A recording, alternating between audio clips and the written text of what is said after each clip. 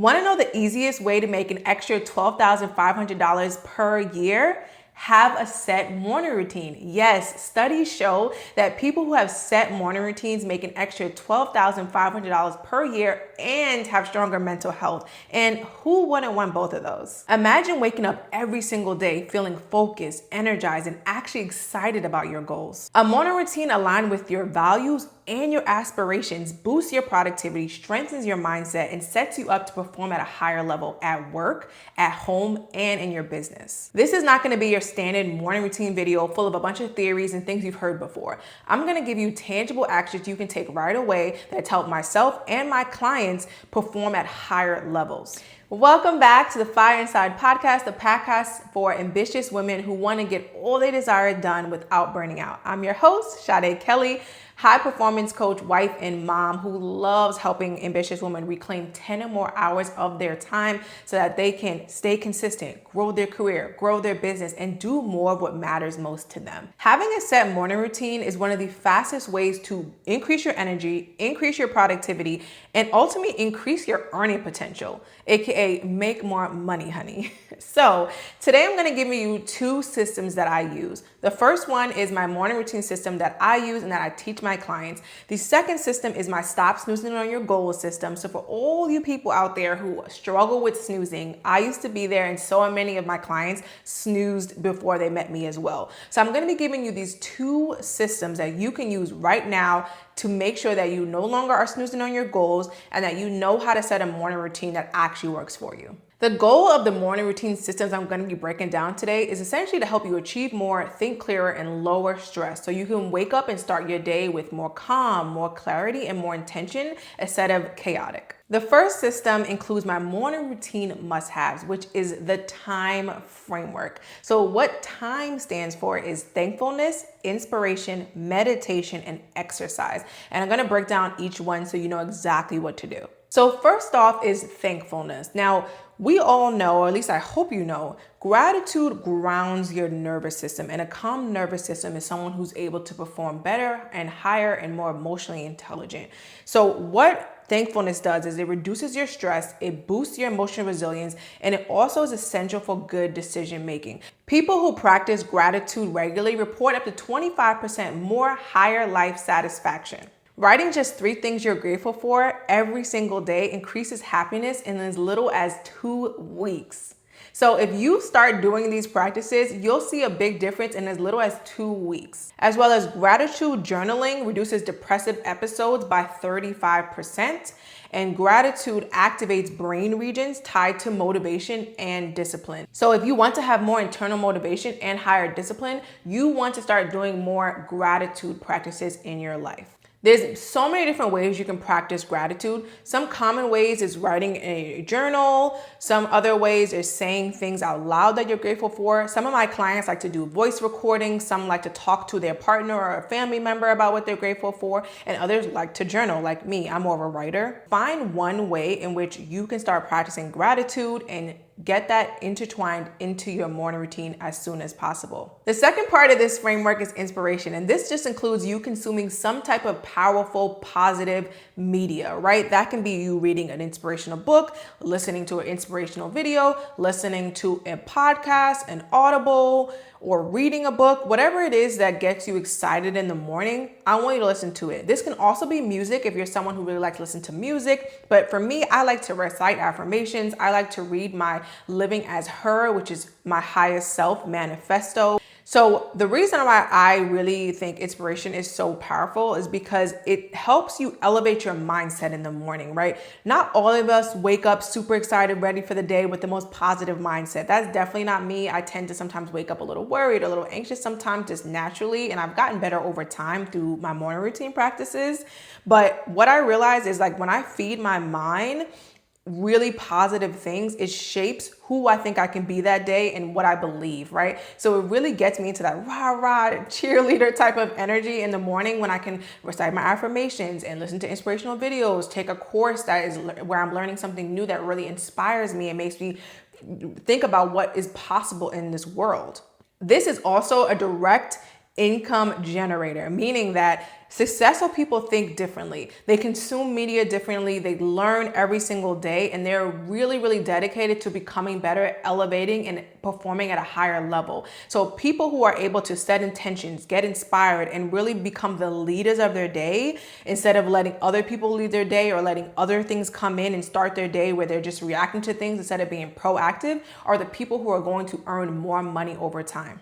The third part of the framework is meditation or mindfulness, whatever one you prefer. But essentially, I want you to have some quiet time with yourself. This is super, super important because meditation and mindfulness lowers cortisol. Cortisol is the hormone that affects your stress. So when we have lower cortisol, we are less stressed, we are less anxious, we are able to clear our mind, we're able to increase our mental clarity, and we're able to have more energy throughout the day, right? Because we're able to get to a calm place and essentially focus better and do more meaningful work. So a lot of times when people learn how to focus, which is essentially meditation, like the one thing that helped me really become a great meditator was thinking about it as this is how I practice focusing. And if I can get really good at focusing, I'm able to do something that could take me 3 hours distracted in just 30 minutes because I'm super focused and I'm zoned in on what I need to do. When it comes to meditation, there's so many different ways you can meditate. Some people like to just sit still and think for a moment. Other people like to pray. I kind of think of prayer as a form of meditation as well. Like I like to do my daily devotional, but I do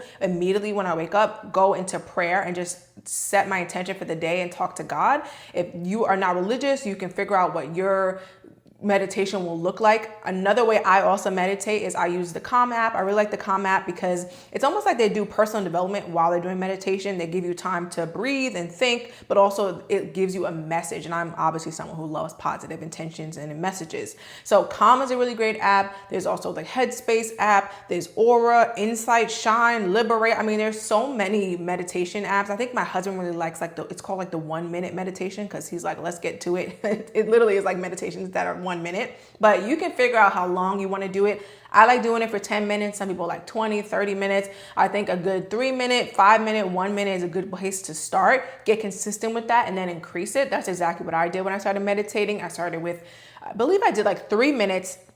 And then I went up to 5 and then eventually I went up to 10. And I've been consistently doing 10 minutes every single day for years now. But I really, really want you to start meditating. I don't want you to skip past this part because I know a lot of people are like, meditating doesn't work.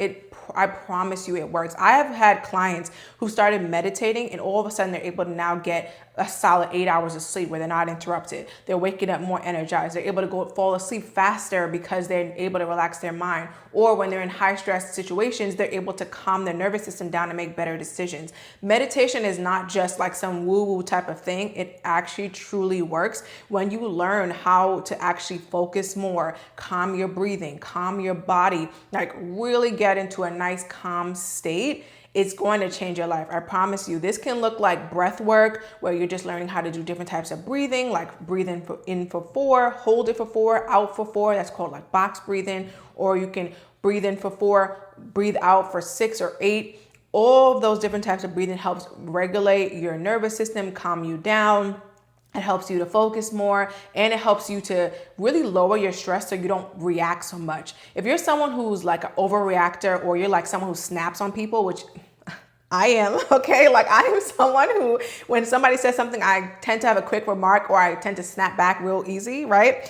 I realized when I've taken a moment to just breathe, right? And sometimes that can look like, to other people, it can look like, oh my gosh, why are they huffing and puffing or why are they sighing? And I remember I had to actually explain that to my husband because he kept thinking like, why are you sighing? Why are you huffing and puffing at what I'm saying? And it's like, no, I need to take a breath, regulate myself, calm myself down before I respond because I don't want to respond out of a reaction, out of spite or like something I don't actually mean. Learning how to just take a second for myself has helped me in so many situations to save myself, right? To actually act as the person I want to act and respond how I want to respond because I've learned how to calm down, regulate myself, and really just answer the way I want to answer, right? So meditation is great because it helps you to focus more, helps you to react better, it helps you to really regulate yourself, and it's going to help you to prioritize better and also just overall execute better when you do it on a regular basis. I promise you, when you first start doing it, you're gonna be like, I don't know if it's doing anything. You're gonna be sitting there trying to meditate and you're gonna be like, all these thoughts are coming in my head. I don't know how to clear my mind.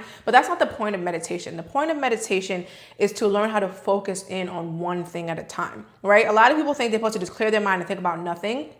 That's not the point. You're supposed to take your monkey mind, which is all the different things going on in your mind, and learn how to calm it down. Learn how to just focus on that one thing, like you're breathing in and out, or whatever the meditation, if it's guided, is telling you to focus on. That is the point of meditation. Can you get laser focused and practice the art of just being still and present? And a lot of people don't even live present, and they're always like, I'm always in the future, I'm always in the past, I'm thinking about things that could happen next, or I'm thinking about things that happened yesterday, and instead of just being in the here and now. When you start to meditate, you are going to learn how to be more present, more content, and overall, you're going to have a more joyful and happy life, because you're going to know how to really be content and happy and really like where you're at right now. The last part of the framework is exercise.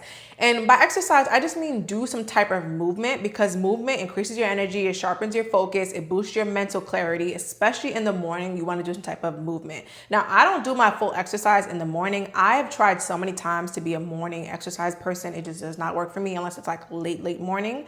And what I've noticed is I actually like working out mid-afternoon. It gives me a nice energy boost, or like at the end of my workday before my son is up, I like to work out, come back, go on a walk with him. So I kind of do like a workout, and then I go on a walk, get him outside, play with him, and then I wind down for my evening routine, cook dinner or whatever I have going on for the night, right? That works for me just in terms of my schedule. If you can work out in the morning, go ahead and do it. If you're a workout in the morning type person, go ahead and go at it. If you're not like me, I recommend doing some type of stretching or some type of light movement in the morning. So what I've started doing, and my toddler also loves this, is we get out our yoga mat, and he's on there with me doing the downward dog, and he'll learn like the different yoga moves that I'm doing. And I like to just do a nice stretch. I probably stretch for maybe like 10-15 minutes. Sometimes I follow videos. Sometimes I just do my own stretches, because I have practiced yoga in the past, so I know how to do certain moves, and it really helps me to calm down, to regulate myself, to get energized for the day, to get my blood pumping, right? And also I'll end my stretching with a plank, which is really good for my core. I'm just trying to increase my core strength right now. Guys, I did a solid core class and I almost passed out. Like, y'all, I was looking at my watch like I'm about to walk out of this class, okay? It was hard as F, okay?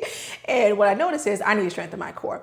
Especially like in postpartum, I didn't feel like I didn't do a lot of planks. Like the first 5 months, I don't even think I could run. I don't think I could do any planks, right? So now that I'm like a year and 3 months, 4 months out of postpartum, like let's really get into strengthening our core again. So that was a lot about me, but essentially I want you to just exercise, do some type of stretching, yoga, walk. Walking in the morning is really great. Getting your steps in, getting outside, that vitamin D and that fresh air is going to help energize you for the day. Having time in the sunlight also just boosts your energy in the morning. So if you can, at some point during the day, open your blinds, step outside if you have a balcony, or step outside your front door. Even if it's cold, just do it for like 5 minutes. You're going to realize that your energy is going to be up. Some people like to run or dance, do a gym workout, a home workout. Just do some type of movement, whether it's even just like when you're brushing your teeth, you start doing some squats, or you start doing some jumping jacks. Like that's something that you can easily habit stack with something you're already doing that's going to boost your energy. There is no reason why you cannot get more movement in. I remember I had a client who was like, I like to work out in the night, but after work, but she really wanted to start stretching. And she was like, but I always forget to stretch. Have the yoga mat out. Like I told you, me and my son, as soon as we get downstairs and when he is done with his breakfast and I'm done with my breakfast, we go right to the mat, which is over there in his play area, and we're doing our little mat exercise. He loves it. He's like playing with me.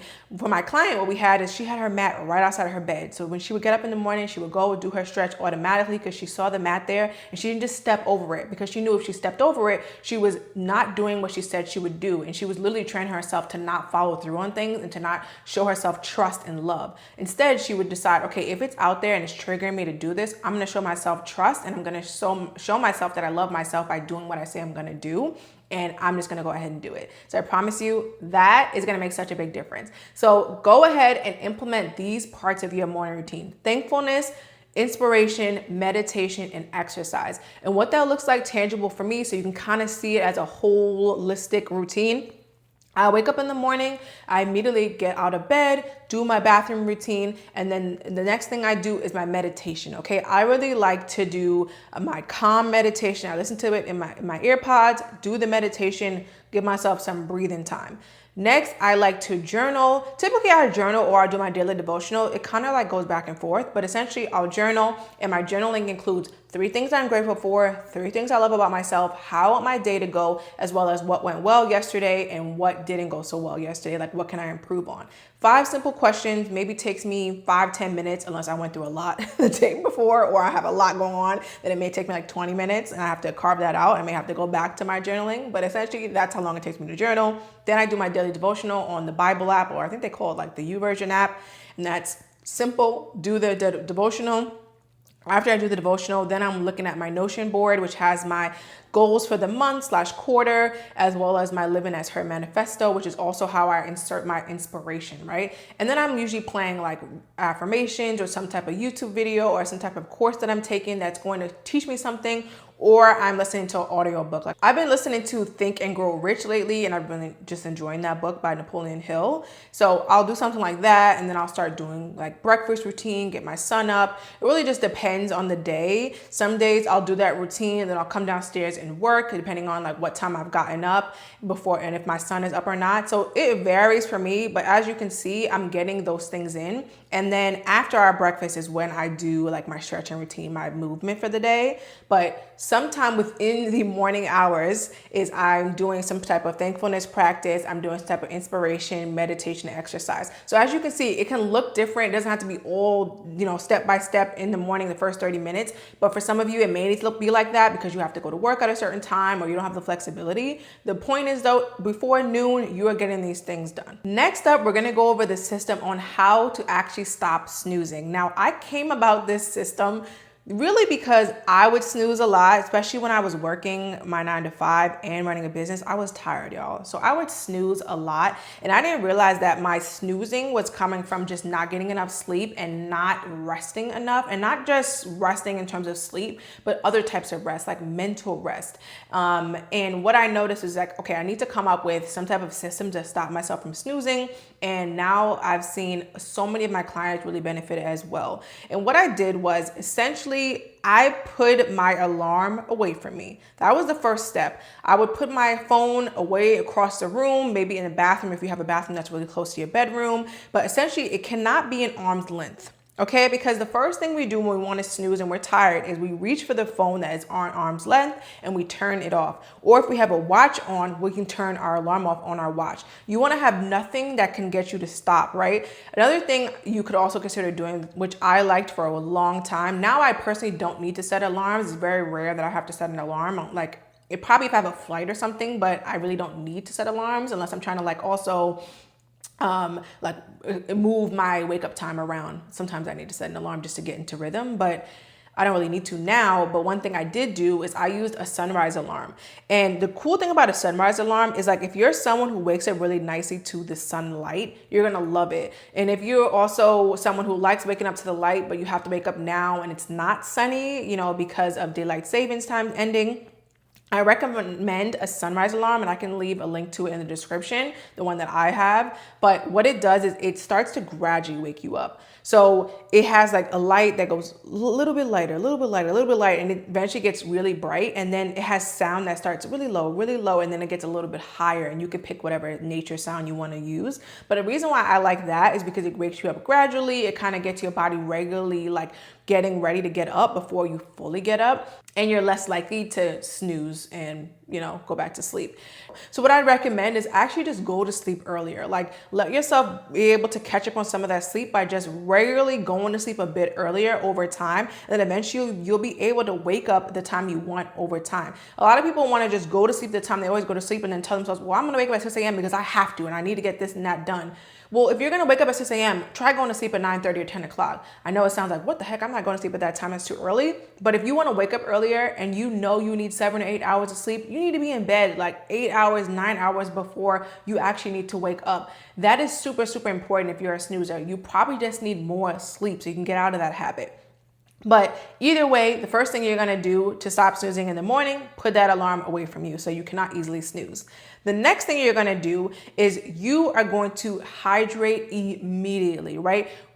Drinking water is going to wake up your brain and your metabolism. It's going to like replenish your body. When you are sleeping, you are depriving yourself of food, water, all of the things, right? Yes, you're restoring, your cells are restoring, they're resting, but you're going to wake up super dehydrated, most of us at least. What I want you to do is immediately after you've gotten up, turn that alarm off and you have not snoozed or got back into bed, I want you to drink water. And if you're not someone who remembers to bring a water bottle into your room, which is like odd to me because I built that habit up and I always have water around me, but I also just love drinking water. I'm going to recommend that you go into your kitchen, which is also going to wake you up. A little bit of movement, a little bit of walking directly in the morning. But I want you to hydrate, like get like a good cup of water, good 8 ounces of water into your body. I promise you it's going to start to wake you up. You're going to be like, ooh, I'm feeling a little bit more energized. And then I want you to open your blinds up and like stretch out, get ready for the day, let the sunlight hit you. And if it's not yet sunny outside, because I always get this objection, what if it's not sunny outside yet? Well, then you need to turn the lights on in your house. Okay, you need to make it look like it's outside, it's the middle of the summer and it's early, right? That's the whole point of this. But essentially you want light to boost your energy, because it also boosts your energy, regulates your circadian rhythm, tells your body, hey, it's time to be up right now, it's not time to be sleeping. The last thing you're going to do is you're going to make up your bed. That's like the first win of your day, when you can make up your bed, and it's going to help you just feel more organized, feel together. Your room will be more tidy. Even if the rest of your room looks crazy right now, at least your bed is made up. And go through these steps every single day, and I promise you over time you're going to stop snoozing. Like, just track yourself for like the next week.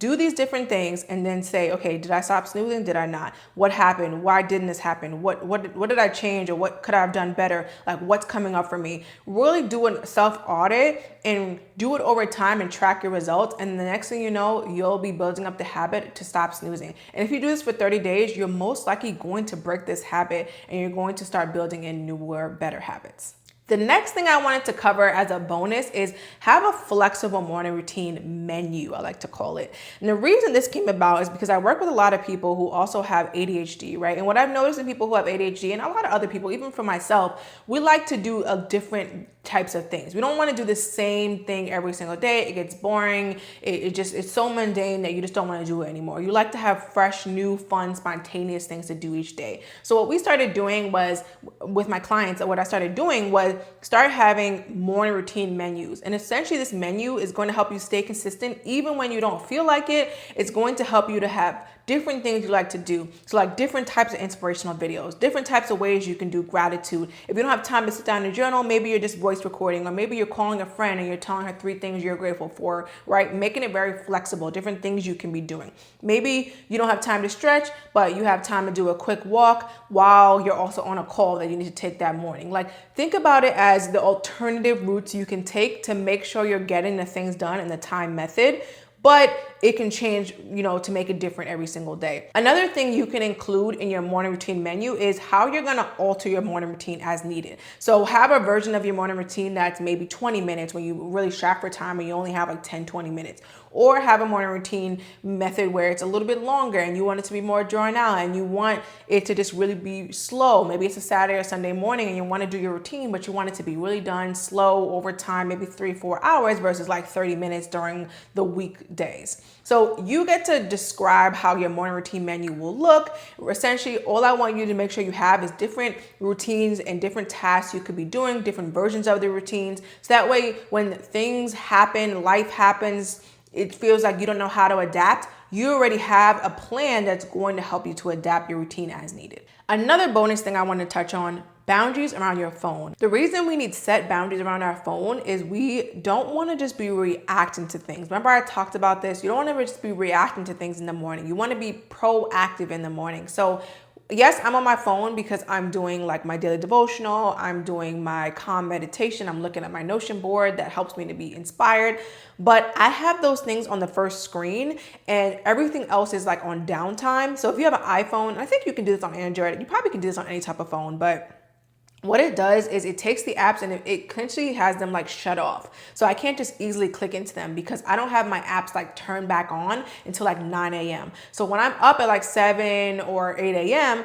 those apps are still off. I'm not checking those things yet. So if you're one of my friends, like I probably don't answer your text messages unless it's like an emergency before 9 a.m. because the text message like app is literally off. Like I can't see it, right? Like it's there, but it's like grayed out or like dimmed so that I don't just go and click those things. And all I have is a little folder of my morning routine options. And then I go in and do each app and I make it very simple, right? I'm like, okay, I do a meditation, then I do a devotional, then I look at Notion, then I do whatever else. Like the only apps that I need are in that first folder on my phone to make it really simple.